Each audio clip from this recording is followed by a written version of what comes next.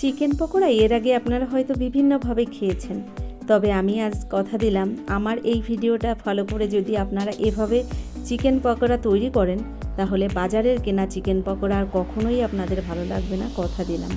দেখুন আমি কি কি দিলাম আর কিভাবে তৈরি করলাম।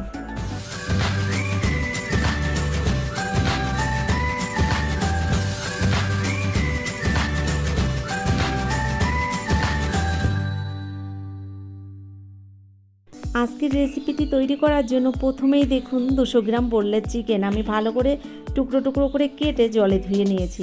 জল থেকে তুলে আমি একটা বোলের মধ্যে চিকেনের টুকরোগুলো নিয়ে নিলাম। এর মধ্যে দিয়ে দিচ্ছি স্বাদ মতো লবণ হলুদ, একদম অল্প পরিমাণে দেখুন এখানে লবণ হলুদ রয়েছে আমি দিয়ে দিয়েছি। এর সঙ্গে দিয়ে দিলাম একটু জিরের গুঁড়ো, একটু দিয়ে দিলাম এর মধ্যে কালো মরিচের গুঁড়ো, আর দিয়ে দিচ্ছি একটা ডিম। তার আগে দিয়ে দিলাম একটুখানি গরম মশলা গুঁড়ো। ওই মশলাগুলো সবই একটু একটু করে ব্যবহার করেছি এখানে। একটা ডিম ভেঙে দিয়ে দিলাম। এবার এর মধ্যে দিয়ে দিচ্ছি হাফ চামচ পরিমাণে রয়েছে পেঁয়াজ, কাঁচা লঙ্কা, রসুন বাটা, আর 1 চামচে 4 ভাগের 1 ভাগ রয়েছে আদা বাটা, হাফ চামচ রয়েছে সয়া সস আর হাফ চামচ রয়েছে ভিনেগার। ভালো করে সব কিছু দিয়ে একটা চামচ দিয়ে দেখুন মেখে নিচ্ছি। মশলাটা যাতে এই চিকেনের মধ্যে ভালো করে যায়, যে কারণে দেখুন একটা চামচ দিয়ে ভালো করে মিশিয়ে নিলাম মশলাটা। এভাবে আমি মেখে 30 মিনিটের জন্য রেস্টে রেখে দেব। বাকি উপকরণটা তার মধ্যে আমি রেডি করে নেব। নমস্কার বন্ধুরা, আশা করছি হয়তো সকলেই ভালো আছেন। টিয়ার রান্নাঘর থেকে আমি তন্দ্রা আজ নিয়ে এলাম চিকেন পকোড়ার একটা রেসিপি। তবে এই চিকেন পকোড়াটা আমি কথা দিচ্ছি একদম অন্য স্বাদের তৈরি করে দেখাবো। আপনারা যদি এভাবে না খেয়ে থাকেন অবশ্যই একবার বাড়িতে বানিয়ে দেখবেন। বাজারের কেনা চিকেন পকোড়া আর আপনাদের ভালো লাগবে না।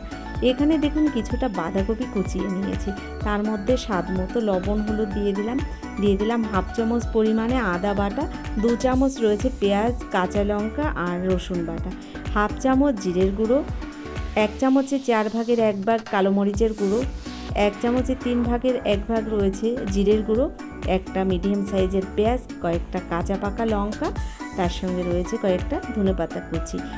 সব কিছু ভালো করে দিয়ে দিলাম একসঙ্গে। আর এবার দিয়ে দিচ্ছি দেখুন এর মধ্যে 4 চামচ বেসন, 8 চামচ দিয়ে দিলাম ময়দা। ঠিক বেসন যে পরিমাণে দেবেন তার মানে ডবল দিয়ে দেবেন এখানে ময়দা। এর সঙ্গে দিয়ে দিলাম আমি 4 চামচ কর্নফ্লাওয়ার। ভালো করে সব কিছু একসঙ্গে এবার মেখে নেওয়ার পালা। তার আগে দিয়ে দিলাম 1 চামচ সয়া সস। এবার হাত দিয়ে দেখুন ভালো করে আমি এই বাঁধাকপিটাকে মেখে নিচ্ছি। তো দেখুন কিছুক্ষণ টাইম ধরে আমি এই বাঁধাকপিটাকে কিন্তু এভাবে মেখে নরম করে নেব। তো বন্ধুরা, আপনারা ভিডিওটি শুরু করার আগে একটা লাইক দিয়ে ভিডিওটা দেখা শুরু করেন। আর যারা আমার ভিডিওটা ফেসবুক থেকে দেখছেন অবশ্যই আমার পেজটাকে ফলো করবেন। আর যারা ইউটিউব থেকে দেখছেন অবশ্যই আমার চ্যানেলটিকে সাবস্ক্রাইব করবেন। দেখুন ভালো করে আমি নরম করে বাঁধাকপিটাকে কিন্তু মেখে নিয়েছি। এবার চলে এলাম যে চিকেনটা আগেই ম্যারিনেশন করে রেখে দিয়েছিলাম। এখান থেকে দেখুন চিকেনের টুকরোগুলো আমি তুলে এই বাঁধাকপির যে মাখাটা মেখে নিয়েছি এর মধ্যে দিয়ে দিলাম। এখানে যে জলটা রয়েছে চিকেনের মধ্যে এই জলটাও আপনারা ব্যবহার করতে পারেন, তবে আমার এখানে বাঁধাকপিটা ঠিকঠাক পরিমাণে আমি মেখে নিয়েছি, যে কারণে ওই জলটা যদি আমি এখানে ব্যবহার করি তাহলে কিন্তু এই মাখাটা নরম হয়ে যাবে। দেখুন আমি বেশ ভালো করে বাঁধাকপি আর চিকেনটাকে একসঙ্গে মেখে নিয়েছি। তো এভাবে ভালো করে মেখে নিতে হবে। দেখুন আমি ভালো করে সব কিছু একসঙ্গে মেখে নিয়ে এবার আপনাদের দেখাবো কি করে এই পকোড়াগুলো বানালাম। আমি চলে যাব এবার আমি কড়াইতে তেল গরম বসিয়ে দিয়েছি। এখান থেকে আমি বড় চামচের দেখুন 1 চামচ নিয়ে নেব গরম তেল। এই তেলটা দিয়ে দেব আমি এই মেখে নেওয়া বাঁধাকপি আর চিকেনের মধ্যে। তেলটা দেওয়ার পরে আবারও একবার ভালো করে মেখে নেব। তো দেখুন আবারও একবার ভালো করে মেখে নিচ্ছি। আর এদিকে গ্যাসের ফ্লেমটাকে আমি মিডিয়াম হিটে রেখেছি। তেলটা সুন্দর গরম হয়ে গেছিলো আগে। আমি গ্যাসের ফ্লেমটাকে একটু লো হিটে রেখে দেখুন পকোড়াগুলো দিয়ে দিচ্ছি তেলের মধ্যে। আপনারা পকোড়ার শেপগুলো দেখেছেন অনেকটা বড় বড় কিন্তু বানিয়েছি। এভাবে আপনারা বাড়িতে একবার বানিয়ে দেখবেন আমার কথা শুনে, ভীষণ ভালো হয় খেতে। চিকেন পকোড়া তো অনেকভাবে খেয়েছেন, কিন্তু এভাবে হয়তো আপনারা কখনো খাননি। একবার হলেও বাড়িতে বানিয়ে দেখবেন আমার কথা শুনে, ভীষণ ভালো হয়। দেখুন আমি গ্যাসের ফ্লেমটাকে কিন্তু লো টু মিডিয়াম হিটেই রেখেছি, আর বেশ কিছুক্ষণ টাইম ধরে আমি এই পকোড়াগুলোকে ভেজে নেব। একদমই হাই হিটে ভেজে নেওয়া যাবে না, তাহলে কিন্তু পকোড়াটা উপরে পুড়ে যাবে, ভেতরে নরম থেকে যাবে। আর আমি যেভাবে গ্যাসের ফ্লেমটাকে লো টু মিডিয়াম হিটে রেখেছি, এভাবে পকোড়াগুলো ভেজে নিলে পকোড়াটা কিন্তু একদম আস্তে আস্তে মুচমুচে ক্রিস্পি তৈরি হয়ে যাবে। দেখুন কিছুক্ষণ টাইম ধরে আমি কিন্তু এভাবেই পকোড়াগুলোকে ভেজে নেব।